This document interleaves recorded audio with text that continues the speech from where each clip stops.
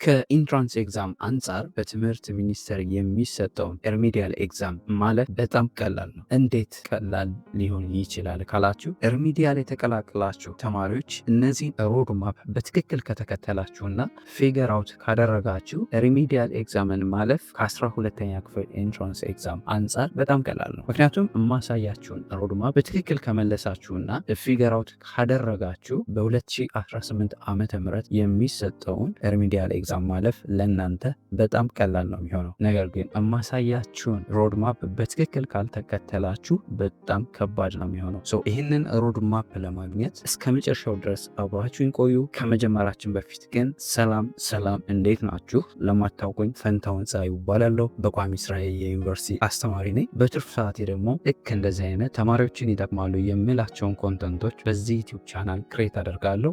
ዩቲዩብ ላይ ልክ እንደዚህ አይነት ቁም ነገር አዘል መረጃዎችን ለማየት የሚመጡ ከሆነና ለዚህ ዩቲዩብ ቻናል አዲስ ከሆናችሁ ሰብስክራይብ በማድረግ ቤተሰብ የሆኑ ፋሚሊ የሆናችሁ ደግሞ ቪዲዮ ለሌሎች ተማሪዎች እንዲደርስ ላይክ፣ ሼር፣ አስተያየት ካላችሁ ደግሞ ኮሜንት ሴክሽን ላይ አስቀምጡልን። ደስታቢ እነዚህን ሮድማፕ ካወቃችሁ ከ12ኛ ክፍል ኢንትራንስ ኤግዛም አንጻር በትምህርት ሚኒስቴር የሚሰጠውን የሪሚዲያል ኤግዛም ማለፍ አንጻራዊ ቀላል ነው። ነገር ግን እነዚህን ሮድማፕ አውቃችሁ በትክክል ፊገር አውት ካላደረጋችሁና በደንብ ካልጣራችሁ ልክ እንደ 12ኛ ክፍል ሁሉ ፈተናው ለእናንተ በጣም ከባድ ነው የሚሆነው። የመጀመሪያው ሮድማፕ ወይም ማወቅ ያለባችሁ ነገር ሪሚዲያል ፕሮግራም ምን እንደሆነ ማወቅ አለባችሁ። አይ ነው ሲምፕል ሊመስል ይችላል፣ ግን እንዴት ነው ወደ ሪሚዲያል ፕሮግራም የገባሁት? ለምን ፍሬሽማን አልተቀላቀልኩም የነበር? የኔ ድክመት ነው ወይስ የፈተናው ክብደት ነው ሪሚዲያል ፕሮግራምን እንድቀላቀል ያደረገኝ ብላችሁ ራሳችሁን መጠየቅ አለባችሁ። አይ ነው ሪሚዲያል ፕሮግራም ማለት ለፍሬሽማን ማለፊያ ውጤት ያላመጡ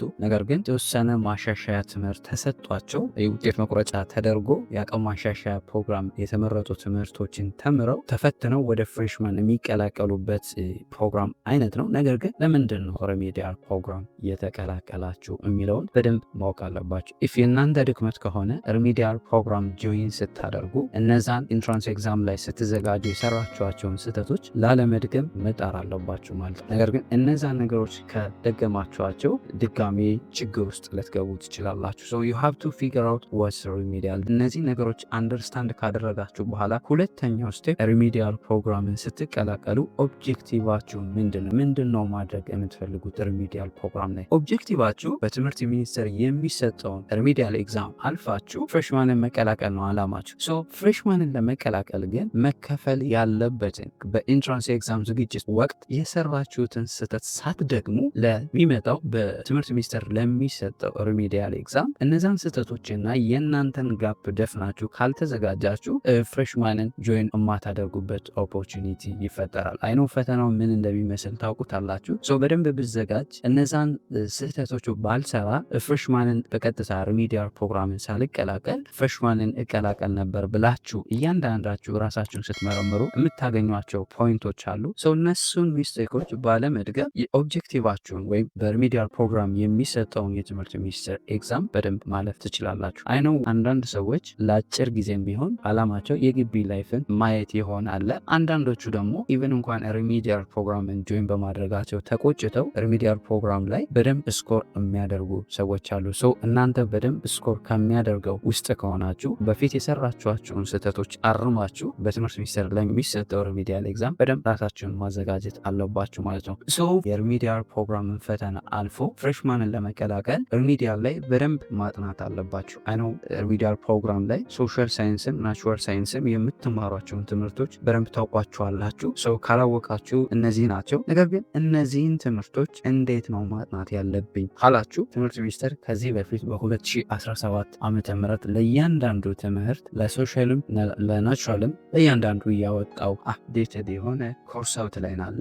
እነዛን ኮርስ አውት ላይን አይነው አብዛኞቻችሁ ግቢ የገባችሁም አላችሁ፣ ያልገባችሁም አላችሁ። የገባችሁ ኦፍኮርስ ግቢ ውስጥ ታገኟቸዋላችሁ። ያልገባችሁ ደግሞ የቴሌግራም ቻናሌ ላይ አስቀምጬላችኋለሁ። ወይም ይህንን ቪዲዮ በማየት ሞጁል ወይም ኮርስ አውት ላይን የምታገኙበትን ቦታ ማግኘት ትችላላችሁ። ወይም የቴሌግራም ቻናልን ጆይን በማድረግ ቴሌግራም ቻናሉ ላይ ማግኘት ትችላላችሁ። ዋናው ፖይንቱ ግን እንዴት ነው እነዚህን ትምህርቶች ሶሻሎቹ ናቹራል የሪሚዲያል ፕሮግራም ተማሪዎች እነዚህን ትምህርቶች እንዴት ነው ማጥናት ያለብኝ ካላችሁ ኦፍኮርስ እንግዲህ ትምህርት ሚኒስቴር ለሪሚዲያል ብሎ ያዘጋጀው ሞጁል የለም። ነገር ግን ለእያንዳንዱ ትምህርት ኮርስ አውትላይን አዘጋጅቷል። ከዛ በመነሳት የተመደባችሁባቸው ዩኒቨርሲቲዎች የራሳቸውን ሞጁል ያዘጋጃሉ።